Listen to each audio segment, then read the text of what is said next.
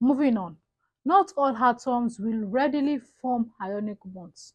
The two major factors that can determine whether atoms will form ionic bonds are electronegativity and electron configuration. Now let's take a look at electron configuration. Atoms with nearly full or nearly empty outer shell like alkali metals and halogen. I talked about alkali metals and halogen in our previous video. You can see that to understand them better. Now coming back to this topic, like alkali and halogens, they are best candidates for ionic bonding. That's why group 1 elements like sodium and group 17 elements like chlorine are prime examples. Let's also talk about electronegativity.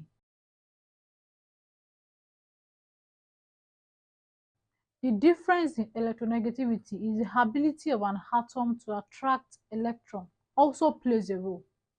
For ionic bonds to happen, the difference in electronegativity between two atoms need to be large. This difference allows one atom to lose electron easily while the other readily gains them.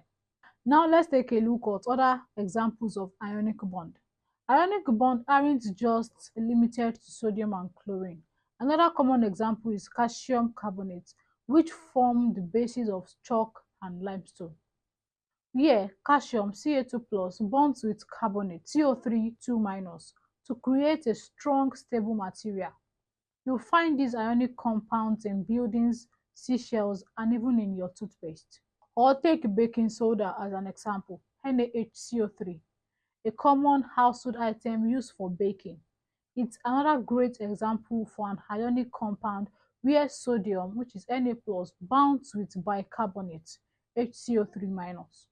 Now let's take a look at applications of ionic compound in our everyday life.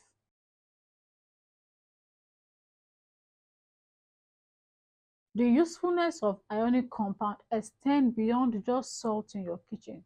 Sodium chloride is used to de-ice roads in winter because it lowers the freezing point of water. Calcium carbonate is also used in construction for cement and marble.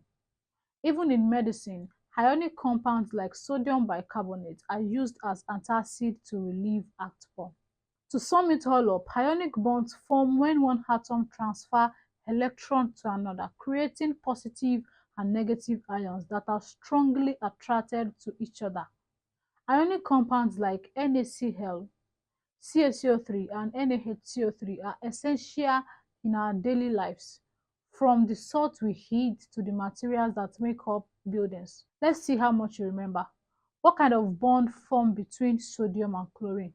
Is it covalent bond, ionic bond, or metallic bond? You can post your answer in the comment section. Thanks for joining me today to learn all about ionic bonds and compounds. Remember, the next time you sprinkle salt in your fries or grab a piece of chalk, you are seeing ionic bonds in action. Thank you. See you next time.